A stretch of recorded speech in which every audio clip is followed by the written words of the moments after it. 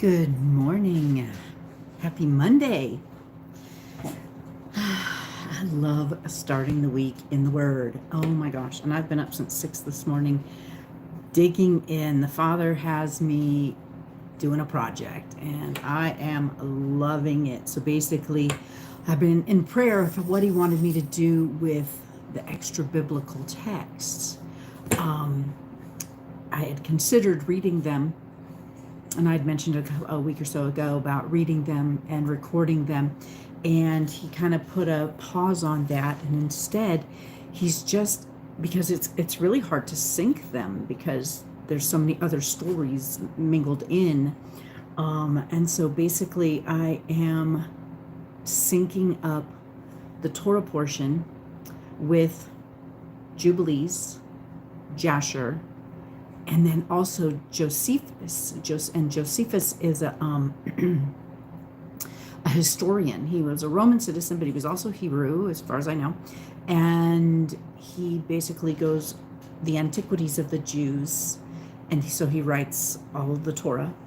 And then, but he was alive during Yeshua's time, so I'm really looking forward to getting into all of that. But so sorry. I guess I should introduce myself. I'm Lenita, the Scrappy Grandma, and this is our Bible study playlist. And currently we're going through, this is our Torah Portions Bible study playlist, and we are in week 9. And it is called Vayeshev, something like that. And it is, and this, so I do have all of the synced for Jubilees and Jasher, so I'll go ahead and I will share them with you. So Vayeshev, and it means he settled. He settled. And the Torah portion is Genesis, Bereshit 27:1 through 40:23. Then, and the prophets is Amos 2:6 through 3:8. Then the Brit Hadasha, the New Testament, is John 2:13 through 4:42, Acts 7:9 and 10, and Revelation 21:1 through 22:21, which is the last 2 chapters of Revelation, which will be exciting to read. And then, if you are into the extra biblical books, Jubilees 39:1 through 39:17, Jasher 41:4 through 47:33, and I just got done reading that, and super fascinating. It actually went through, and I've got to go and I'm going to write it all down and make a little chart of it. It went through Israel, or Jacob, Israel's sons, and who they took for wives. And some of them took Moabites, some of them took Ishmaelites, and a few of them actually took from the lines of Eber, which is Shem, so the clean bloodline. And so I've got to go and chart all that out, who married who kept their bloodlines clean, because that's important. Of course, we know that, Yeshua had to come from a clean bloodline, and so, and he's from the tribe of Judah, so, and Judah, although Judah, let me see, I wrote it down. Who did Judah?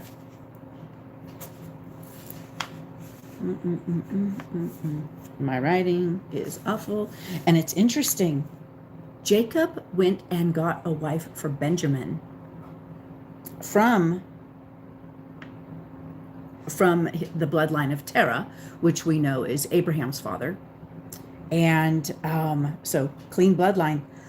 But he got him his wife when he was 10 years old, and he started having children. And then that wife died, and he married another woman and had more children, Benjamin. So he married Mishkala at 10 years old from the line of Terah, He was 10 years old when he married her, and then he married Arabath from the line of Abraham. So Judah took Tamar. Okay, no, that's for his sons. So where is it? It was just Judah married Alethea from Canaan. So interesting. Judah married a Canaanite. So I got to dig in more because it was just a little bit ago. So anyway, so Jasher 41:4 through 47:33, and then Josephus is book 2, chapter 2, verse 1 through chapter 3, verse 3. So lots of reading to do, but I won't be doing all of that. I won't be doing all of that here. I'll get as much as I can from the Torah portion, the prophets, and the Gospels, to keep it within an hour. So don't like to keep you more than an hour because I respect your time.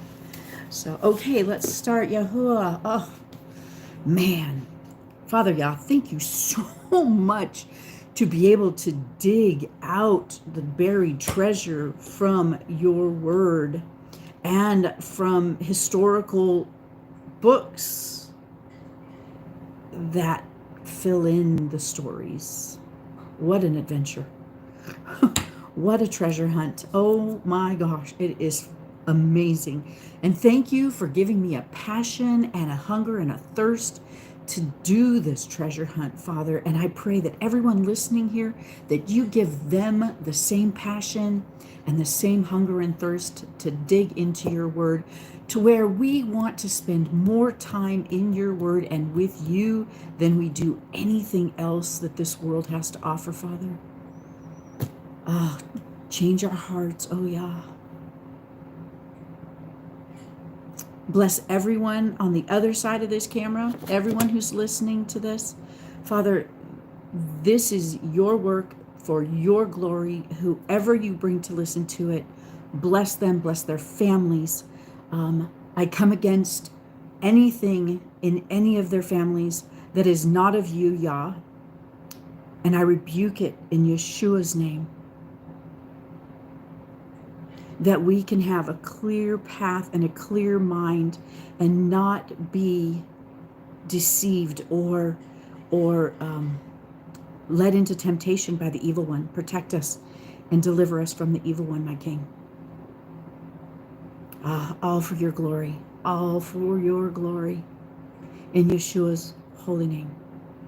Amen.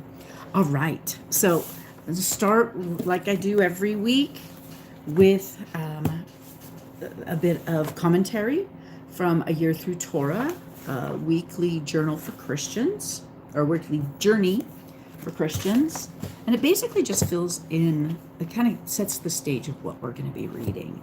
So Genesis 37:1 through 40:23, Vayeshev.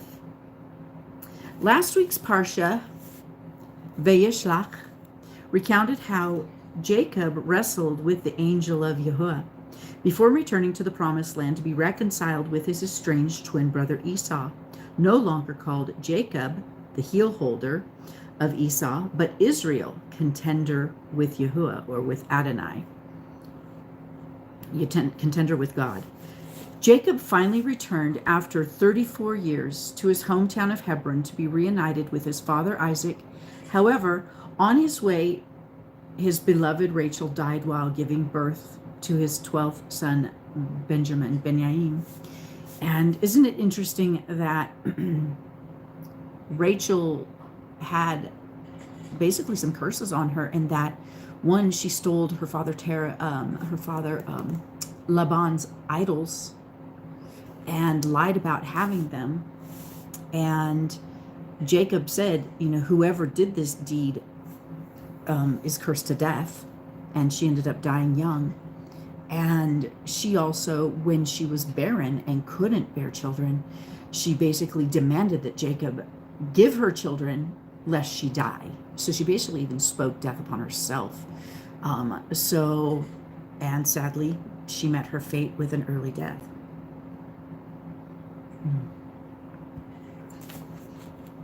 This week's Parsha begins with Jacob, settled in the land promised to Abraham and Isaac with his 12 sons, but quickly turns to the story of Joseph, the favorite son of Jacob's favorite son, Joseph, who was 17 years old at the time. The Parsha begins.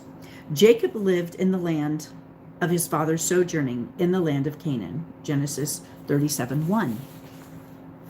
So the next verse reads, and these were the generations of Jacob. Now, usually he would start with the firstborn, which is Reuben, but he didn't. It starts here, Joseph, which Joseph is like, I forget, but down towards the bottom. He was one of his younger sons. All of his other sons were quite a bit older. So Joseph being 17 years old, but why does here we go. Why does the genealogy begin with Joseph rather than Reuben, the firstborn son of Leah? Perhaps because Jacob and Joseph shared a lot in common. Both had infertile mothers who had difficulty in childbirth. Both mothers bore 2 sons, and both were hated by their brothers. In addition, the Torah states that Jacob loved Joseph more than all the other sons, since he was the son of his old age and was the firstborn son of his treasured wife Rachel, Rahel. Indeed, Jacob made him an ornamented tunic to indicate his special status in the family. And I if anybody has any, more in-depth info, I'm sure we'll hear more on our call on Thursday, because the ladies in our Bible study group love to dig out treasures. And I'm just, what's the significance of this coat of many colors? And it's interesting because I think it's Rogers and Hammerstein. Back the original Joseph and the Amazing Technicolor Dreamcoat has always been one of my favorite, performances, stories, such and such. Anyway, as the favored son, Joseph's job was to oversee the activities of Jacob's concubines' sons, Dan, Naphtali, Gad, and Asher, and to bring reports about their activities back to Jacob. However, this role as an overseer and preferred son was too much for the other brothers, and they soon became jealous of him and hated him. To make matters worse, Joseph related 2 dreams to his brothers that foretold that he was destined to rule over them, increasing their envy and hatred of him. The implications of the dreams was that all of Jacob's family would become subservient to him. Jacob rebuked Joseph for arousing his brother's hatred, but inwardly took note and waited for the fulfillment of the dreams. Isn't that, there's so many times that the Father has deposited something and I just put it in my heart and wait and watch for the fulfillment of that word, so how beautiful is it as a parent to get words and promises for your children, and just, in fact, a couple weeks ago I was, starting to stress, we all want our family to join us on the journey of righteousness and the narrow path, and sometimes we can start getting stressed and worried about them joining us. And I had found myself in that place a couple weeks ago, and then the Father's like, do you not remember what I've promised you? And I'm like, yes, Father. And he's like, stand, trust me, and leave it in my hands. Man, the peace, the shalom that comes from just letting that go, man. So anyway, okay. One day the brothers took the herds. Oh, I forgot my thing. Oh well, hopefully you can hear me good enough. One day the brothers, I don't have too many appliances going, too many buzzes and hummings in the background. I think I only have my dehydrator running right now, so hopefully you should be able to hear me. One day the brothers took the herds over near Shechem. Remember Shechem, where they killed all the men. The place where Simeon and Levi and the 2 sons of Leah had earlier killed all the town's males inhabitants because of the rape of their sister Dinah. One of the brothers married Dinah too. Who was it? I was like, what? Simeon married his sister Dinah. And then he married another woman, Bunah. from Shechem, one of the people that he had actually, one of the women that he had actually taken as a slave from the women of Shechem. He married her as well and had children. So I thought that was bizarre that, you know, they probably had different mothers. I've got to, that's what I'll do too, is go and like, what mother had which son, and I don't know who. I'm gonna Simeon, whose mother is Simeon, and Dinah is from Leah. Dinah's from Leah. So anyway, I'll figure out. But yeah, he married his sister Dinah, which is awesome because, I mean, she was defiled. So it's not like she was going to find a husband. And actually, yeah. And Buna, I think it says in here that Buna had, I'm not going to say for sure, because one of the wives had a daughter from a different husband before they married, but that husband passed. So there's just so much richness, especially to add to all the genealogies and stuff in Jasher. Anyway, okay, so Jacob was apparently still concerned about the reputation he had in the area and sent Joseph to check on the welfare. Joseph, however, learned that his brothers had left for Dothan and followed them there. And in Jasher, in the Bible, it said, well, you'll see, it says, you know, he spoke to a man and a man told him. In Jasher, it actually says that it was an angel that told him that his brothers had left Shechem and gone to Dothan. And it's interesting that Jacob still wrestles with fear. And I find, you know, all through last week's portion that he just, you know, it's a situation that he has, that he, and I can relate because I find that that's one of my things that I need to work to overcome is fear. And Jacob definitely, he was consumed with fear in so many ways. So upon leaving in Dothan, the brothers saw him afar, and before he came near to them, they conspired against him to kill him. However, Reuben, the disgraced firstborn son, and Reuben's disgraced because he slept. This was an interesting little story that, so Reuben slept with, I think it's Bilhah. I'm not sure. It was Rachel's handmaiden, the concubine of his father. He slept with her after Rachel died, basically so that his mother Leah, you know, that there could be no more children under Rachel, because, you know, the maidservant's children went under the mother. Rachel, you know, Leah's handmaidens became Leah's children, and Rachel's handmaiden became Rachel's children. And it says in Jasher that I think it's Jasher, that he slept with her to prevent that from having any more children, so his mother could be favored.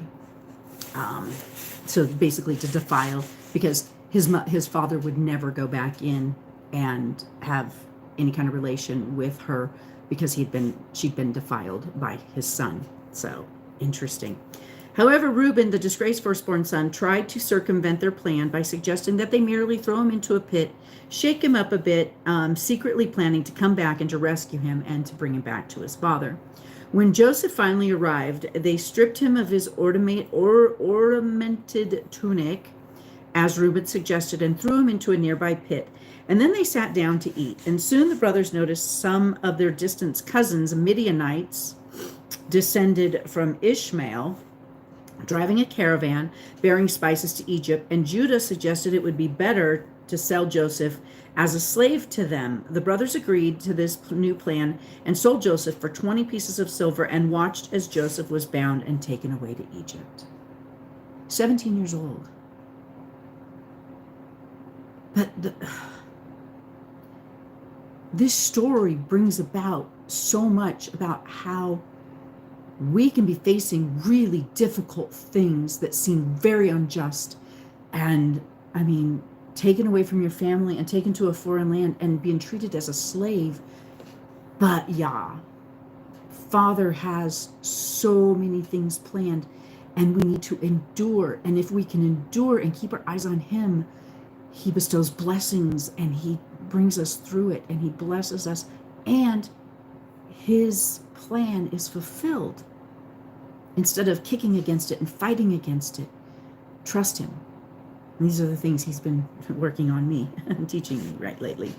So Reuben, away while this happened, returned to find that Joseph was gone, and he tore his clothes in horror and dismay. The brothers then decided to fake Joseph's death by dipping his special tunic into goat's blood and bringing it to their father, who mistakenly inferred that his son had been killed by wild animals. Note that Jacob had earlier deceived his father with goat skins. Ooh, interesting. And now his son deceived him with the blood of goats. Jacob then mourned Joseph for many days, but meanwhile the Midianites had sold Joseph to an Egyptian officer of Pharaoh named Potiphar, the captain of the guard. Okay, and then the story of Joseph is then interrupted to relate. I thought that was interesting how going along, here's a story, and then boop, side note, jump over into a different story here. So the story of Joseph is then interrupted to relate an incident in the life of Judah, who separated from his brothers and married a Canaanite woman named Shua. And they had 3 children, Onan, and Shelech. And when his oldest son, came of age, Judah married him to a Canaanite woman named Tamar. However, was wicked in the eyes of the Lord and died childless. Now, in Jasher, it basically said that it was interesting how they put it. He basically despised having children, or something, that he prevented her from being able to conceive somehow. And Yahuwah found that and counted that as wickedness, and he killed him. And then his brother, Judah, the Canaanite woman, however, was wicked in the eyes of the Lord and died childless. So basically that said why, because he was evil in his heart and he was deceptive, and he prevented his wife Tamar from conceiving. Then Judah promised Tamar to his second son, Onan, according to the custom of the Levirate marriage, which of course hasn't even been stated yet because that's in Leviticus. But I think, but this proves that the oral traditions were all passed down, that this was still a thing. That is, the brother of a man who dies childless is obligated to father a child with his brother's widow to be raised in his brother's name with his brother's inheritance of the land. Yah is so good in how he plans out such beautiful things. See Deuteronomy 25, 5 and 6. Okay, not in Leviticus, in Deuteronomy. Okay, Onan sinned by spilling his seed in order to avoid the obligation. He didn't want to propagate his brother's seed. He was selfish, and Yahuwah slew him for this. And at this point, Judah was reluctant to give his third son to marry Tamar, but misleadingly told her he would do so as soon as Shelech came of age. After realizing that Judah was not going to fulfill the promise to give his son Shelech in marriage to her, Tamar disguised herself as a prostitute and seduced Judah himself. Judah heard that his daughter-in-law had become pregnant and ordered her burned alive for harlotry, which was the custom in those days. But when Tamar produced his pledge, a payment for her services, he publicly confessed that he was the father, and Tamar then gave birth to twin sons, Zerah and Perez. One was an ancestor to King David, and through him the Messiah, Yeshua. Fascinatingly, the lineage of Messiah Yeshua therefore includes the line of Lot with his daughters, which led to the birth of Moab, the ancestor of Ruth, the great-granddaughter of King David, but must have kept their bloodline pure because Yeshua's bloodline had to be kept pure. The union of Judah and Tamar that led to the birth of Perez, from whom King David came, that they were Canaanite, so they were not Hebrew. And then the union of David and Bathsheba. After the account of Judah and Tamar, the Torah portion resumes the saga of Joseph, who was sold to Potiphar. Despite the injustice and treachery of his brothers, Yahuwah was with Joseph and blessed everything that he did. In fact, soon he was promoted to being in charge of Potiphar's entire household. And the Torah describes Joseph as handsome in form and appearance, and soon Potiphar's wife began soliciting him to have an affair with her. Joseph steadfastly refused her repeated advances, but one day she threw herself upon him when no one was in the house. When Joseph tried to flee from her grasp, she caught him by the garment. Once again, another garment. I was interesting how garments are such a big thing with Joseph. He had, the coat of many colors, and now she caught him by his garment and pulled it off of him before he ran from the house. Humiliated and defeated, she then decided to slander Joseph and falsely accuse him of attempted rape to her husband. Potiphar was understandably outraged and threw the young Joseph into the royal dungeon, but again, Yahuwah showed him favor there, and he immediately gained the trust and admiration of his jailers, who appointed him to a position of authority in the prison admission. And whatever he did, Yahuwah made it a success. In Jasher, it says that he was in prison for 12 years. And 10 years when he interpreted the dreams. And the butler, he was still in jail 2 more years after the butler was set free, because the butler forgot to tell. I'm sure it'll tell right here. The Parsha ends with the events of Joseph's life that eventually would bring him to attention of Pharaoh himself. While in prison, Joseph met Pharaoh's wine steward and chief baker, both incarcerated for offending their master. According to the Jewish shade Rashi, a fly, I think this is in Jasher, there were flies found in the goblet prepared by the butler, and there was a pebble in the baker's confection. And that is what they said in Jasher. In 3 days, he told both men had disturbing dreams, and Joseph correctly interpreted. In 3 days, he told them the wine steward would be released, but the baker would be hanged. Joseph then asked the wine steward to advocate for his release with Pharaoh. Joseph's predictions were fulfilled, but the wine steward forgot all about Joseph and did nothing. And then he was in prison still for 2 more years before the wine steward remembered and told Pharaoh. So really interesting. All right. I know this one went long, but so many good stories here. So we'll do the best we can to get everything done in an hour.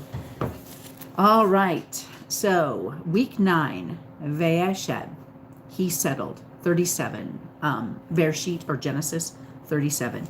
And Jacob, dwelt in the land of his father's sojourning in the land of Canaan. This is the genealogy of Jacob. Joseph, being 17 years old, was feeding the flock with his brothers and the young men with their son Bilhah and the sons of Zilpah, his father's wives.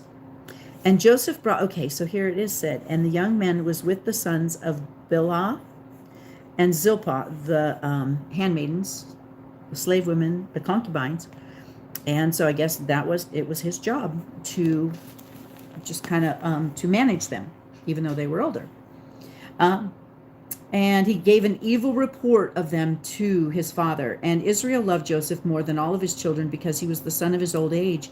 And he made him a long robe. But when his brothers saw that their father loved him more than all the brothers, they hated him and were not able to speak peaceably to him. And Joseph dreamed a dream and told it to his brothers, so they hated him even more. And he said to them, please listen, this dream which I have dreamed. See, we were binding sheaves in the midst of a field, and see, my sheaf rose up and also stood up. And see, your sheaves stood all around and bowed down to my sheaf. And his brothers said to him, shall you indeed reign over us? Shall you indeed rule over us? So they hated him even more for his dreams and for his words. And he dreamed still another dream and related it to his brothers and said, see, I have dreamed another dream. And see, the sun and the moon and the 11 stars bowed down to me.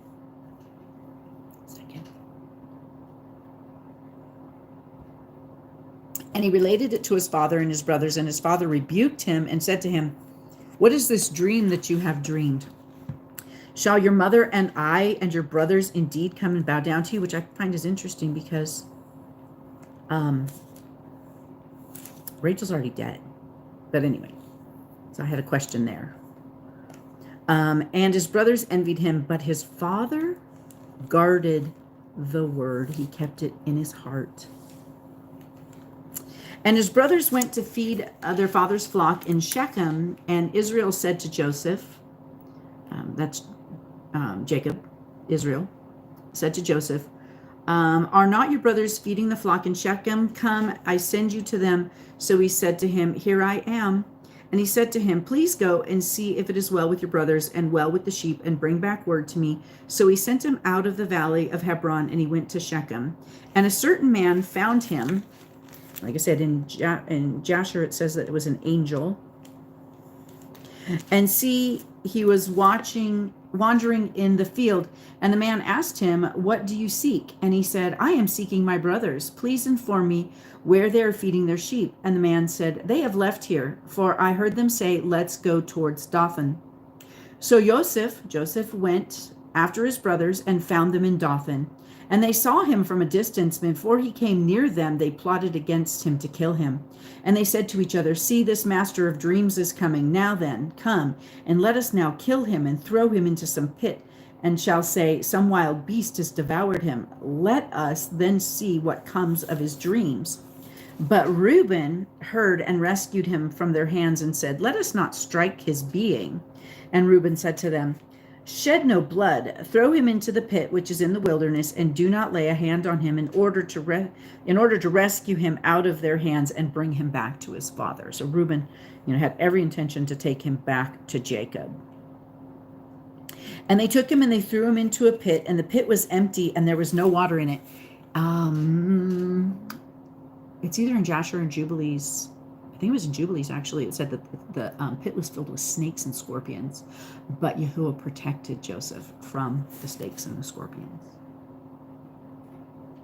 And they sat, okay, so there was no water in it, and they sat down to eat a meal, just like nothing had ever happened. And they lifted their eyes and looked and saw a company of Ishmaelites coming from Gilead, and their camels bearing spices and balm and myrrh, going to take them down to Mitzrayim, to Egypt. So these are sons of Ishmael, which is, Abraham's other son, firstborn, well, not firstborn, who was born first, but not his firstborn son, if you know what I mean. Come and let us sell him to the Ishmaelites, and let not our hand be upon him, for he is our brother and our flesh. And his brothers listened. And men, Midianite traders, okay, so this is interesting because it's like, this doesn't make sense. So they were Ishmaelites, and then Midianite traders passed by. So they pulled Joseph up lifted him out of the pit, and sold him to the Ishmaelites for 20 pieces of silver.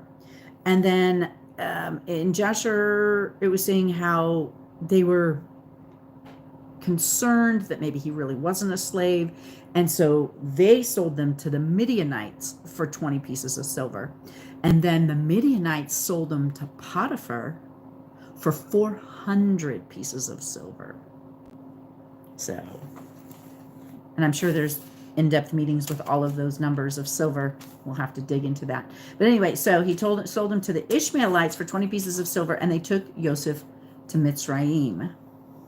And Reuben returned to the pit, and see, Joseph was not in the pit. And he tore his garments, and he returned to his brothers, and he said, the boy is gone, and where am I to go?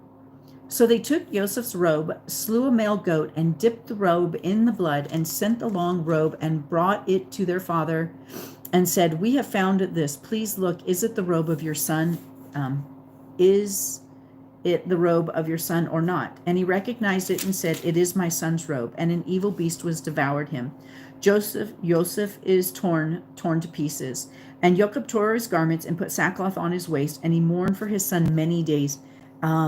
He actually felt he took responsibility because he sent his son out to check on his brothers. And so he really felt burdened that he caused this to happen.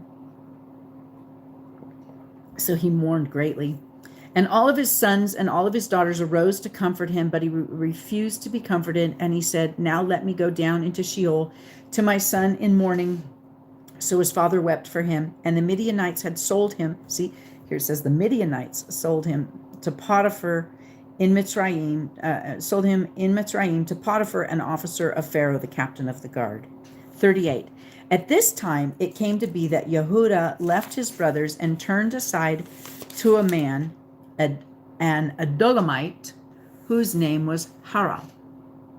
And Judah saw there a daughter of a certain Canaanite whose name was Shua. And he took her and went into her, so she conceived and bore him a son, and he called his name And she conceived again and bore a son, and she called his name Onan. And she conceived yet again and bore a son, and called his name Shelah. And he was at Kezib when she bore him. Interesting. What's Kezib? And Yehudah took a wife for his firstborn, and her name was Tamar. But Yehudah's firstborn, was evil in the eyes of Yahuwah, and Yahuwah took his life. And Yehudah said to Onan, go into your brother's wife and marry her and raise up an heir to your brother. And Onan knew that the offspring would not be his, and it came to be when he went into his brother's wife that he spilt on the ground, lest he should give an offspring to his brother. But what he did displeased Yahuwah, so he took his life too. Then Yehudah said to Tamar, his daughter-in-law, remain a widow in your father's house. So he sent her back home until my son Shelah is grown. And he said, lest he also die as his brothers did. And Tamar went and dwelt in her father's house. And after a long time, the daughter of Shua, Yehudah's wife, died, and Yehudah was comforted, and went up to the sheep shearers in Timnah, he and his friend Hara, the Adulamite.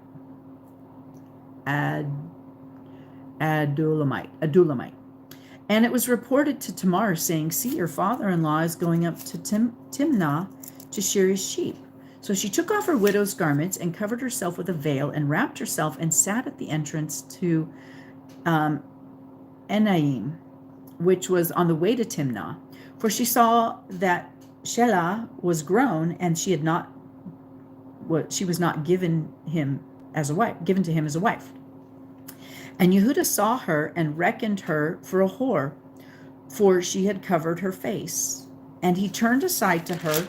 By the way, I think it's interesting that, he just I guess, my wife's dead, I can go buy a prostitute. And he said, please let me come into you, for he did not know that she was his daughter-in-law. And she said, what do you give me to come into me? And he said, let me send you a young goat from the flock. And she said, do you give me a pledge until you send it? So he said, what pledge should I give you? And she said, your seal and your cord and your staff that is in your hand. And he gave them to her and went into her, and she conceived by him. And she arose and went away and removed her veil and put on the garments of her widowhood. I've got to find this interesting. She's living in her father's house.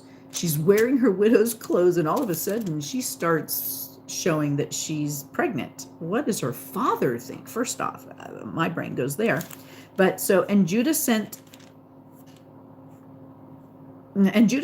a young goat by the hand of his friend, Adulamite, to receive his pledge from the woman's hand, but he did not find her. And he asked the men of that place, saying, where is the cult prostitute who was beside the way to Enaim? So she was a cult prostitute, which is even more interesting. So Judah doesn't revere the things of Yah, obviously. He's paying for a prostitute, and he's paying for a cult prostitute, which to me that means, he sees her as a prostitute, for a pagan deity. Anyway, there was where's the cult prostitute who was by, and they said there was no cult prostitute in this place. And he returned to Judah and said, I have not found her. And the men of the place also said that there's no cult prostitute in this place. And Yehudah said, let her take them for herself, lest we become despised, for I sent this young goat, and you have not found her. And it came to be about 3 new moons after that Yehudah was, so 3 months, so she's just starting to show at this point. Tamar, your daughter-in-law, has whored, and see, she is conceived by whoring. And Yehudah said, bring her out to me, lest she be burned. And that was the custom of adultery in those days. When she was brought out, she sent to her father-in-law, saying, "By the man to whom these belong, I am pregnant." And she said, "Please examine whose these are, the seal and the cord and the staff." And Yehuda explained and said, "She has been more righteous than I, because I did not give her Shelah, my son, and he never knew her again." So that was it. And it came to be at the time for giving birth that, see, twins were in her womb. And it came to be when she was giving birth that one put out his hand, and the midwife took a scarlet thread and bound it on his hand, saying, "This one came out first." And it came to be that he drew back his hand, that, see, his brother came out. And she said, "How do you break through? This breach be upon you." So his name was called Perez. And afterward, I'm going to look that up. Afterward, his brother came out that had the scarlet thread on his hand. So his name was called Zerah. 39. And Joseph had been taken down to Mitzrayim. Now we're back to the Joseph story. And Potiphar, an officer of Pharaoh, captain of the guard, a Mitzrayite, bought him from the Ishmaelites. It keeps going back and forth, the Ishmaelites or the Midianites. It just keeps going back and forth. It's so interesting. Who had taken him down there. And it came to be that Yahuwah was with Joseph, and he became a prosperous man, was in the house of his master, the Mitzrayite, the Egyptian. And his master saw that Yahuwah was with him, and that Yahuwah made all that he did prosper in his hand. Praise Yah. So Joseph found favor in the eyes and served him, and he appointed him over his house and gave him his hand over all that he had. And it came to be from the time that he appointed him over his house and all that he had, that Yahuwah blessed the the Egyptian's house for Joseph's sake, Potiphar's house for Joseph's sake. And the blessing of Yahuwah was on all that he had in the house and in the field. And he left in Joseph's hand all that he had, and he did not know what he had except for the bread which he ate. And Joseph was handsome in form and handsome in appearance. And after these events, it came to be that his master's wife lifted up her eyes to Joseph and said, "Lie with me." But he refused and said to his master's wife, "Look, my master does not know what is with me in the house, and he has given it into my hand all that he has. No one is greater in this house than I, and he has not withheld whatever from me but you, because you are his wife. And how shall I do this great evil and sin against Elohim?" He's concerned about. And in one of the other books, it said that, because he knew the way of Abraham, and that he was taught that you do not sleep with another man's woman. So, and it came to be, he was taught the things of Yah, the oral law that was passed down. And it came to be that she spoke to Joseph day by day, and he did not listen to her to lie with her, but to be with her. And it came to be on a certain day when Joseph went into the house to do his work, and none of the men of the house were inside, that she caught him by his garment, saying, "Lie with me." But he left his garment in her hand and fled and ran outside. And it came to be when she saw that he had left his garment in her hand and fled outside, that she called to the men of the house and spoke to them, saying, he has brought into us a Hebrew to mock us. He came into me and lie with me, and I cried out with a loud voice. And it came to be when he heard that I lifted my voice and cried out, that he left his garment with me, and he fled and he went outside. And she kept his garment with her until his master came home. And she spoke to him at these same words, saying, "The Hebrew servant who you brought to us came into me to mock me." So it came to be, as I lifted my voice and cried out, that he left his garment with me and fled outside. And it came to be, when his master heard the words which his wife had spoke to him, saying, "Your servant did to me according to these words," that his displeasure burned. When Joseph's master took him and put him into the prison, a place where the sovereign's prisoners were confined, and he was there in the prison. But Yahuwah was with Joseph. I don't know how many times it says that. And he extended loving commitment to him, and he gave him favor in the eyes of the prison warden. And the prison warden gave into the hand of Joseph all the prisoners who were in the prison, and whatever was done there was his doing. So Joseph was destined to manage. and he manages, and Yahuwah gives him wisdom to manage everywhere he goes. The prison warden did not look into any point that was under Joseph's hand, because Yahuwah was with him, and whatever he did, Yahuwah made to prosper. Praise Yah.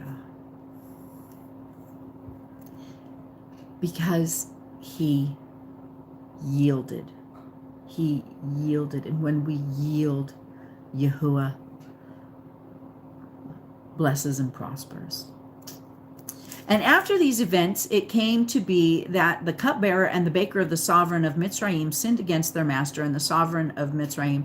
And Pharaoh was wroth with his two officers, the chief cupbearer and the chief baker. So he put them in confinement in the house of the captain of the guard, in the prison, the place where Joseph was a prisoner.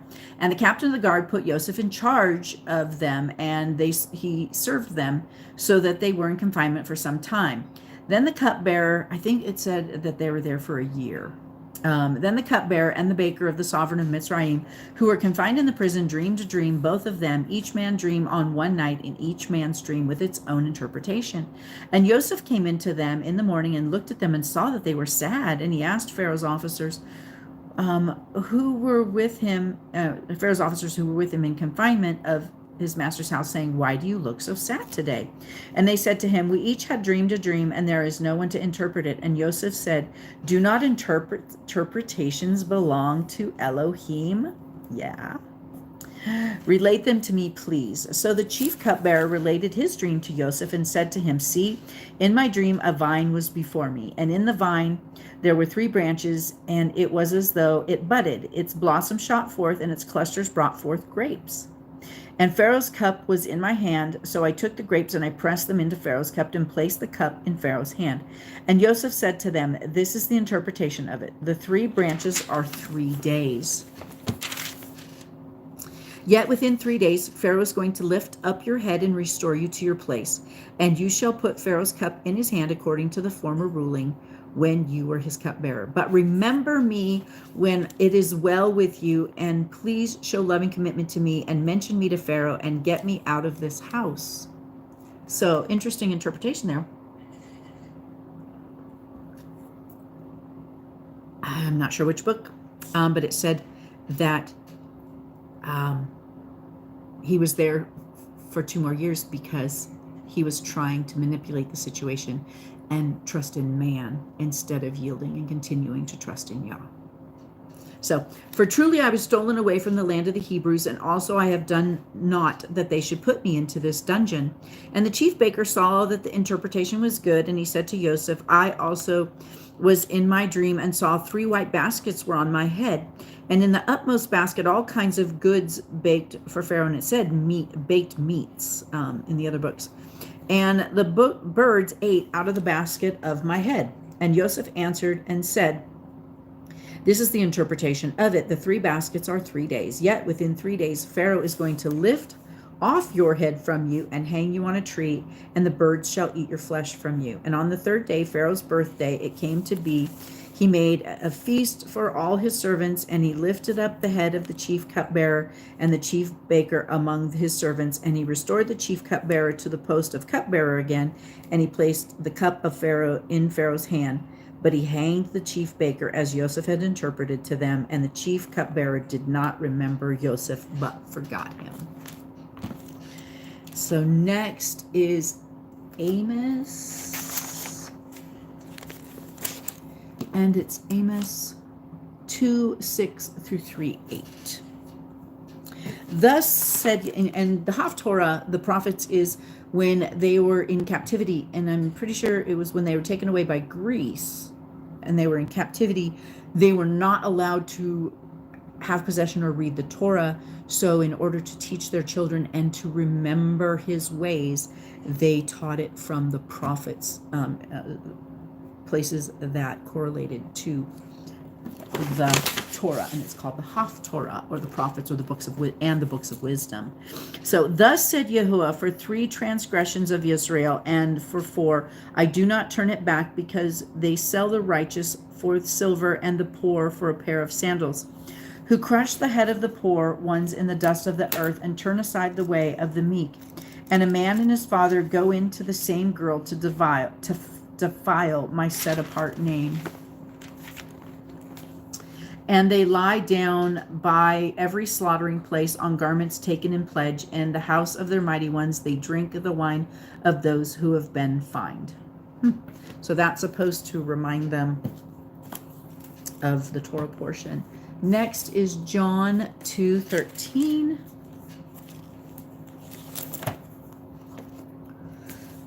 Through 4:42. So I'm just going to go for it. We'll go a little bit long. And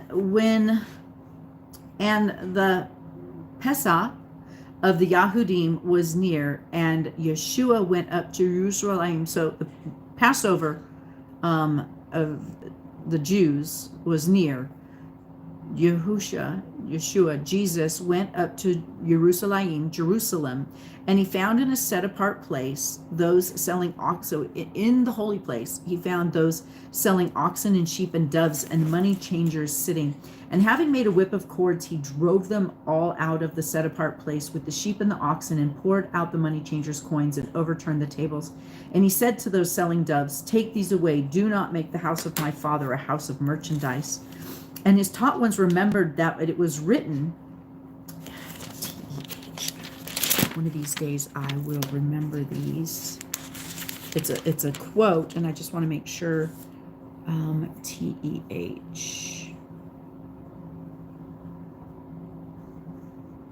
TEH is Psalms.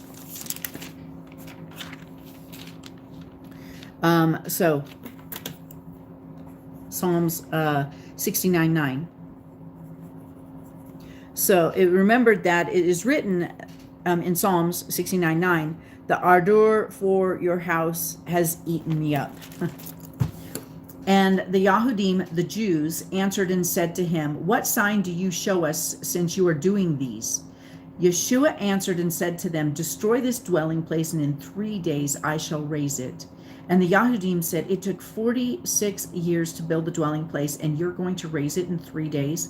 But he spoke about the dwelling place of his body. So when he was raised from the dead, his taught ones remembered that he had said this to them, and they believed in the scripture and the word which Yeshua had said. And when he was in Jerusalem, at the Pesach, the Passover, at the festival, many believed in his name when they saw the signs which he was doing. But Yeshua was not entrusting himself to them, because he knew all men, and had no need that anyone should witness of man, for he knew what was in man. And there was a man of the Pharisees, Nicodemus, was his name, a ruler of the Yahudim. So he was a ruler of the Jews. This one came to Yeshua by night. So he was, he came in darkness, and said to him, "Rabbi, we know that you are a teacher come from Elohim, for no one is able to do the signs you do if Elohim is not with him." Yeshua answered and said to him, "Truly, truly, I say to you, unless one is born from above, he is unable to see the reign of Elohim." Nicodemus said to him, "How is a man able to be born when he is old? Is he able to enter his mother's womb a second time and be born?" Yeshua answered, "Truly, truly, I say to you, unless one is born of water and the Spirit, he is unable to enter the reign of Elohim. That which has been born of the flesh is flesh, and that which is born of the Spirit is spirit. Do not marvel that I said this to you. You have to be born from above. The wind blows where it wishes, and you hear the sound of it, but you do not know where it comes from and where it goes. So is anyone who has been born to the Spirit?" Nicodemus answered and said to him, "How is it possible for this to take place?" Yeshua answered and said to him, "Are you the teacher of Israel and do not know this? Truly, I say to you, we speak what we know and witness what we have seen, and you do not receive our witness. If you do not believe when I spoke to you about the earthly matters, how are you going to believe when I speak to you about the heavenly matters? And no one has gone up into the heavens except he who has come down from the heavens, the Son of Adam." And as Moshe lifted up the serpent in the wilderness, even so the son of Adam has to be lifted up, so that whoever is believing in him should not perish but possess everlasting life.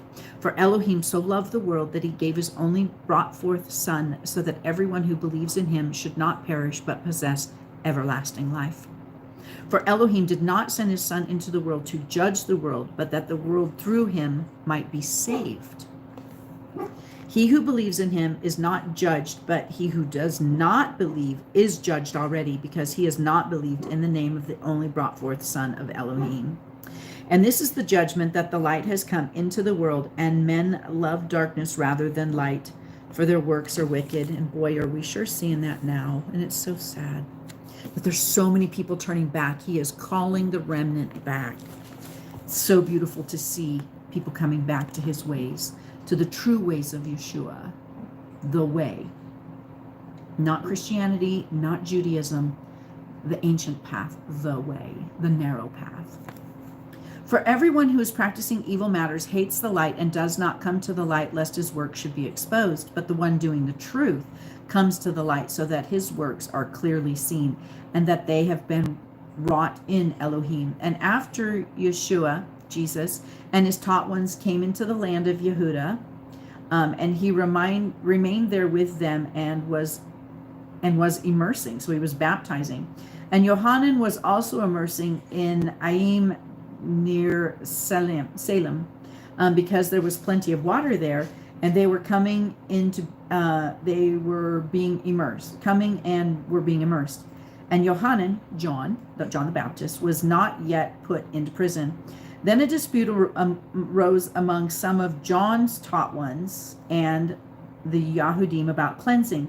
And they came to Yohanan, John, and said to him, Rabbi, he who is with you beyond the Jordan, to whom you have witnessed, see, he is immersing, and all are coming to him. And Yohanan answered and said, no man is able to receive any matters unless it is given to him from the heaven. You yourself are witnesses from me that I said, I am not the Messiah, but I am sent ahead of him. That he that has the bride is the bridegroom, but the friend of the bridegroom who stands and hears him rejoices greatly because of the voice of the bridegroom. So the joy of mine is complete. Yah, praise Yah. And it is right for him to increase, but me to decrease. Boy, isn't that for all of us? Let him increase and us decrease.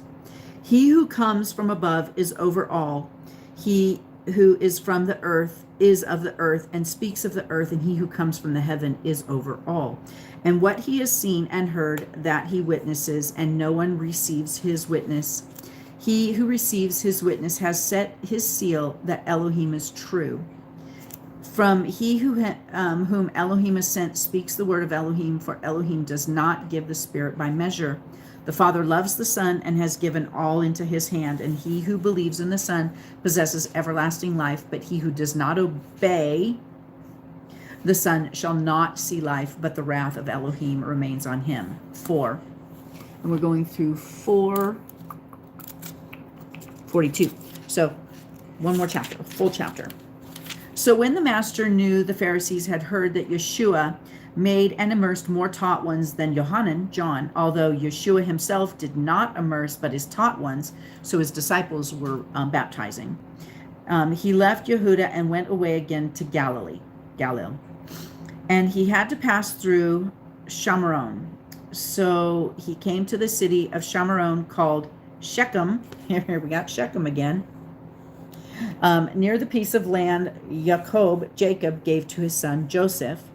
And Jacob's fountain was there. So Yeshua, being wearied from the journey, was sitting thus at the fountain, and it was about the 6th hour, and a woman of Shamaron.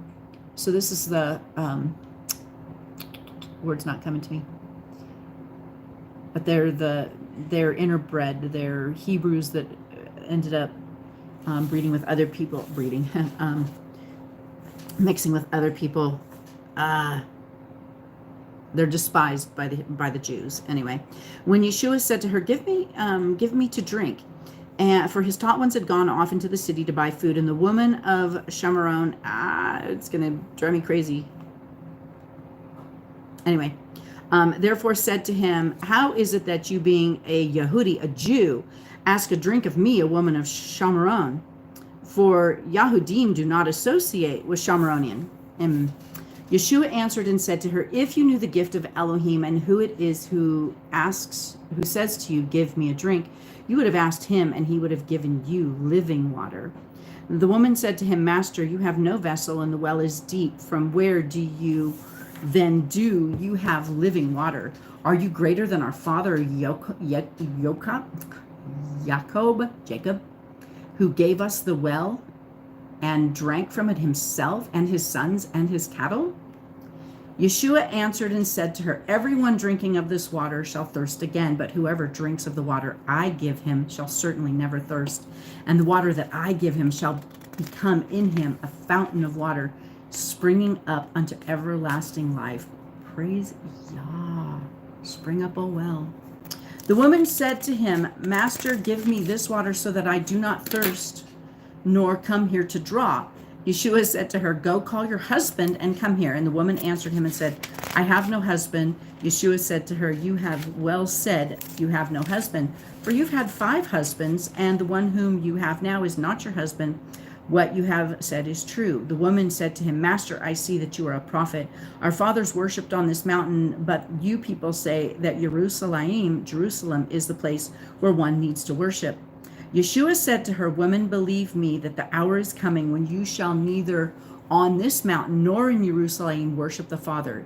You worship the Father you worship what you do not know. We worship what we know, because the deliverance is of the Yahudim, the Jews. But the hour is coming, and now is, when the true worshipers shall worship the Father in spirit and in truth. For the Father also does seeks such to worship him. Elohim is spirit, and those who worship him need to worship in spirit and in truth. Truth, the Torah, the instructions. The woman said to him, I know that the Messiah is coming, the one who is called Anointed. When that one comes, he shall announce to us all. Yeshua said to her, I who am speaking to you am he. And upon this, his taught ones came, and they were marveling that he was speaking with a woman. However, no one said, what do you seek, or why do you speak with her? The woman then left her water jug and went away to the city and said to the men, come, see a man who told me all that I have done. Is this not the Messiah? They went out of the city and were coming to him, but in the meantime his taught ones were asking him, Rabbi, eat. And he said to them, I have food to eat which you do not know. Then his taught ones said to each other, did anyone bring food for him to eat? And Yeshua said to them, my food is to do the desire. Praise Yah. My food is to do the desire of him who sent me, and to accomplish his work. All of us should. Do you not say there is still 4 months and the harvest comes? See, I say to you, lift up your eyes and see the fields, for they are white for harvest already.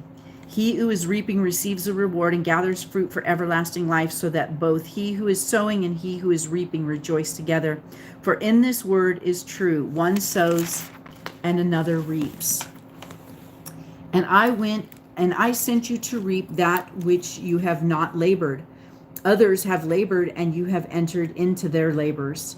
And many of the Shamaronim of that city believed in him because of the word of the woman who witnessed, he told me all that I have done. Therefore, when the Samaritans, there it is, Samaritans, the Samaritans came to him, they were asking him to stay with them, and he stayed there 2 days, and many more believed because of his word.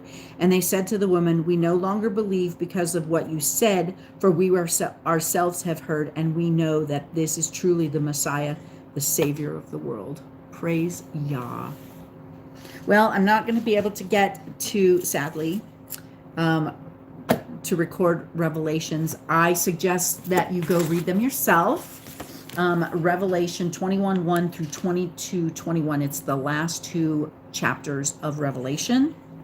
And if you're so interested and are curious and want to start following along in the extra biblical texts, it's Jubilees 39:1 through 39:17, Jasher 41:4 through 47:33, and Josephus Book 2, Chapter 2, verse 1 through Chapter 3, verse 3. And with that, have a blessed week. I hope you had a great Sabbath. We had a fabulous Sabbath. Got lots of rest. And I pray your week is wonderful. And we will see you again here next Monday. Y'all willing. Bye.